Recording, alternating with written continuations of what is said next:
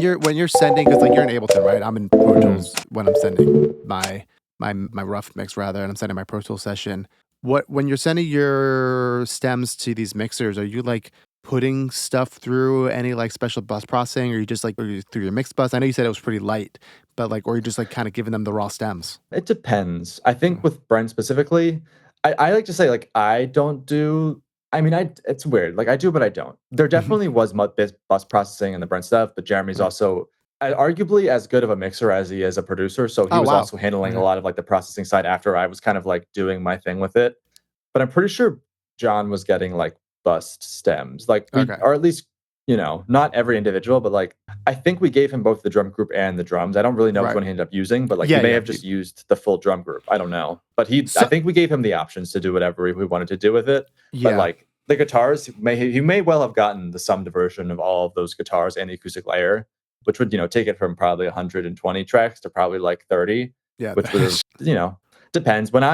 It just depends. If I'm doing something in the bus that like I want creatively to stay in the song, You'll I'm gonna print send the that. bus Yeah. to the Yeah. mixer. But if it's just like EQ and compression, I'll probably ungroup. I'll like ungroup it in Ableton and just bounce them. Like I Right. usually Bounce say, that. but when I'm bouncing stems, I'll save a separate Ableton thing and just like That's ungroup everything. That's what I do. For our listeners, I think it's so smart. Like when you're about to send off a record to be mixed, I always do like a save as like mix ready version. Yeah, I know. I always, and also just like saving a lot of different versions in general Yes. because it's not uncommon to need to go back to like last week's version of the Every song, and time I it's open the session, I'm doing a save as. It's like the smartest thing you can do because especially like you said, like you're working with artists, they're like, oh shit, I actually really loved this sound in like the one from like 2 versions ago. And then you're like, yeah, fuck, I don't know what that was. Like, so like you look at my sessions, it's literally every day I open it, it's like the song and then like the date. And it's like yeah, such a better way to like keep organized because basically like the dates of the song line up with the dates of the bounce. Because that happens sometimes where an artist is like, oh, like actually, can we go back to like the version from December 2nd? Because like that one was so much better. And it's like I can just so much easier, like more easily find it.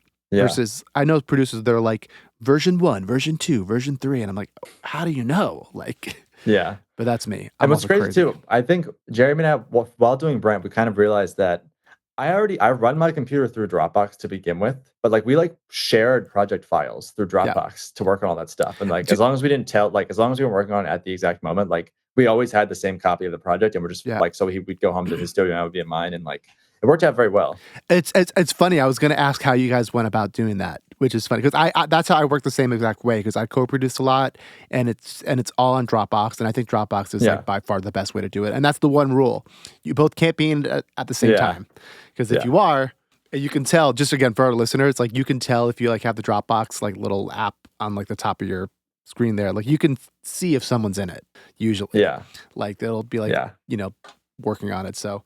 That's in my opinion, like the best way to do that. And also, again, for listeners, for Ableton, file, collect all and save is your best friend when you're Mhm. collaborating. Otherwise, things will get fucked up.